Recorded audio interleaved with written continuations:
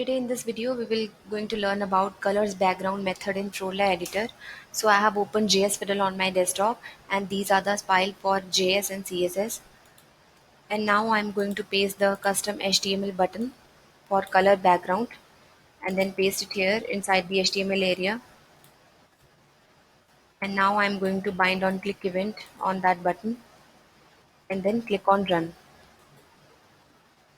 So we have this editor instance, and if I click this button then we will able to select the background of the selected text. So like this way, now it is blue in color. So you can customize the way you want. You can set the color of your choice, and I will put the link in the description below where you will get to see the code of different backgrounds. So you can use the same thing in your project also and run the functionality of this background color. So this is all about it, and thanks a lot for watching.